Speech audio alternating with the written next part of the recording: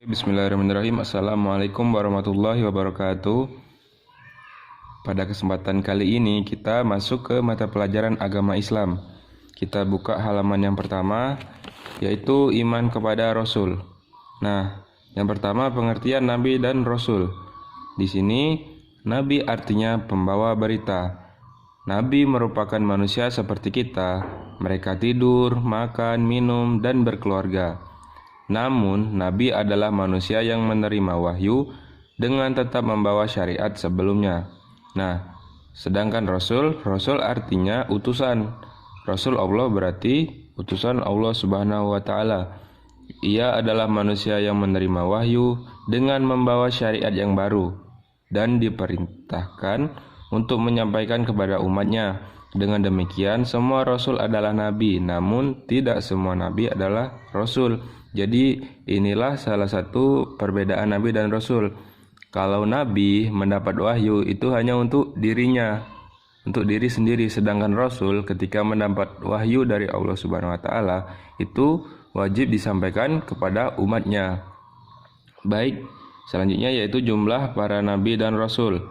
Nah, jumlah Nabi dan Rasul sebenarnya banyak, tapi Nabi dan Rasul yang wajib kita ketahui berjumlah 25 orang. Nama dan kisah mereka disebutkan dalam Al-Quran dan Sunnah.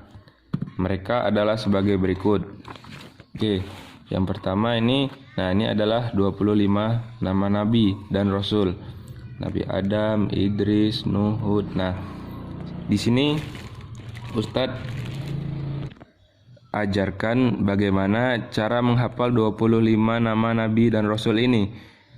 Ya, jadi nama-nama 25 nama Nabi dan Rasul bisa kita nyanyikan. Oke, begini misalnya kan. Adam, Idris, Nuh, Hud, Soleh, Ibrahim, Lut, Ismail, Ishak, Yakub, Yusuf, Ayub, Su'aib, Musa, Harun, Zulkifli, Daud, Sulaiman, Ilyas, Ilyasa, Yunus, Zakaria, Yahya, Isa. Yang terakhir adalah Nabi kita, Nabi Muhammad Sallallahu Alaihi Wasallam. Nah, gitu ya, biar mudah menghafalnya. Baik, selanjutnya yaitu Nabi dan Rasul Ulul Azmi. Nah, di antara 25 Nabi dan Rasul tersebut, terdapat 5 orang Nabi dan Rasul yang merupakan Ulul Azmi. Apa sih itu Ulul Azmi? Ulul Azmi adalah mereka yang mempunyai keteguhan dan kesabaran yang sangat tinggi dalam menyampaikan dakwah, serta menghadapi tantangan dari umatnya. Yang termasuk Ulul Azmi yaitu ada 5 Nabi dan Rasul. Yang pertama Nabi Nuh alaihi salam, yang kedua Nabi Ibrahim alaihi salam, yang ketiga Nabi Musa alaihi salam, yang keempat Nabi Isa alaihi salam, dan yang terakhir Nabi Muhammad sallallahu alaihi wasallam. Oke. Yang pertama Nabi Nuh. Nabi Nuh ini sangat luar biasa. Berpuluh-puluh tahun berdakwah, ini pengikutnya hanya segelintir orang. Artinya apa? Artinya ketika Nabi Nuh berdakwah mengajak untuk tauhid, menyembah Allah, ini hanya beberapa orang yang hanya menjadi pengikut Nabi Nuh. Nah, ketika itu terjadilah kemarau panjang. Nabi Nuh diberikan wahyu oleh Allah untuk membuat kapal yang besar. Nah, ketika membuat kapal yang besar itu, itu cobaan yang sangat luar biasa. Kenapa? Karena banyak mendapat caci makian, cemoohan dari kaum-kaum yang mendustakan Nabi Nuh. Katanya Nabi Nuh orang gila dan lain sebagainya. Ketika kapal besar itu sudah jadi, maka Nabi Nuh mengajak kaumnya beserta hewan-hewan yang berpasang-pasangan untuk masuk ke kapal Nabi Nuh. Semakin diketawakan lagi oleh orang yang mengingkari Nabi Nuh. Kenapa? Karena musim kemarau yang sangat panjang, kok diajak masuk ke kapal yang besar? Maka disitulah kebesaran Allah Subhanahu wa Ta'ala. Ketika kemarau panjang, datanglah hujan yang sangat lebat sehingga menyebabkan banjir yang sangat luar biasa. Maka dari situ orang-orang yang menzalimi atau yang tidak mendengar ajakan dari Nabi Nuh, maka mereka tenggelam bersama orang-orang kafir. Oke, selanjutnya yaitu Nabi Ibrahim. Nah, Nabi Ibrahim ini luar biasa. Ketika masih kecil, orang-orang di sekelilingnya pada menyembah berhala. Nah, Nabi Ibrahim ini luar biasanya sudah mengerti bahwasanya ada Tuhan yang harus disembah, yaitu Allah Subhanahu wa taala, bukan berhala. Maka dari situ Nabi Ibrahim menghancurkan banyak berhala yang dibuat oleh ayahnya sendiri. Ketika mengetahui dan ketahuan ternyata Nabi Ibrahim adalah pelakunya, maka Nabi Ibrahim dibakar di sebuah bara api yang besar, dan ketika dibakar itu hanya tali yang untuk mengikat Nabi Ibrahim yang hangus. Oke, selanjutnya ada Nabi Musa alaihissalam, yang mana kita ketahui Nabi Musa ini berperang melawan Raja Fir'aun, yang mana Raja Fir'aun ini dulunya mengaku Tuhan.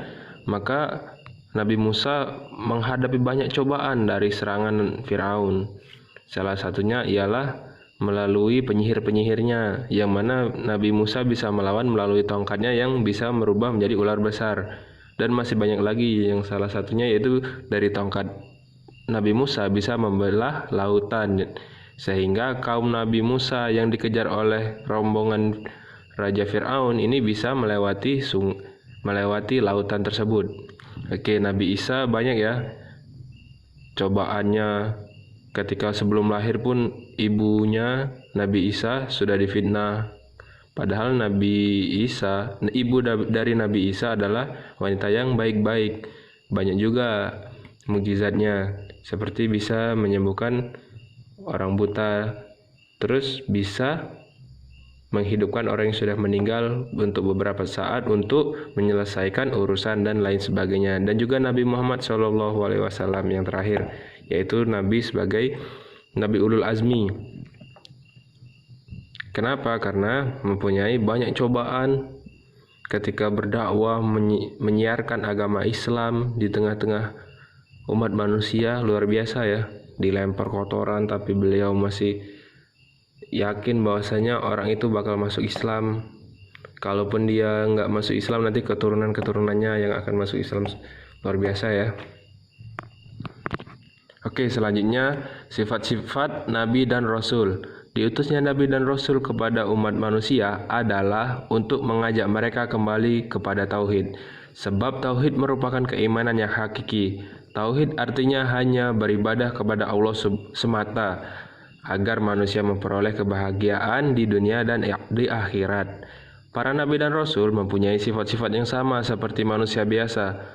Lalu, mengapa Nabi dan Rasul itu berasal dari golongan manusia? Di antaranya karena, ini kalian pahami ya, ini ada 4 alasan. Yang pertama, manusia mampu menerima cobaan yang berat. Yang kedua, kedudukan manusia sangat mulia, yaitu sebagai khalifah atau pemimpin, sebagaimana dijelaskan oleh Allah di surat Al-Baqarah ayat 31. Selanjutnya, manusia akan lebih mudah menerima bimbingan dari sesama manusia, karena yang disampaikan atau penerima wahyu adalah manusia. Nah, ini selanjutnya ini dijelaskan, seandainya Rasul berasal dari golongan malaikat, tentu akan timbul kesulitan dalam berinteraksi dan menjalin komunikasi dengan manusia. Kenapa? Karena alam kita dengan alam malaikat itu berbeda. Jadi dipilihlah yang menjadi Nabi dan Rasul adalah sesama manusia, agar dalam penyampaian dakwahnya ini menjadi lebih gampang. Walaupun Nabi dan Rasul adalah manusia, tetapi ada yang membedakan mereka dari manusia lainnya, yaitu yang pertama, mereka menerima wahyu. Tentu jelas Nabi dan Rasul adalah orang yang menerima wahyu dari Allah Subhanahu wa taala. Mereka adalah maksum, artinya Allah menjaga mereka dari perbuatan maksiat. Yang ketiga, mereka dikubur di tempat mereka meninggal. Selanjutnya, bumi tidak akan memakan jasad mereka. Ini ya, yang sangat luar biasa.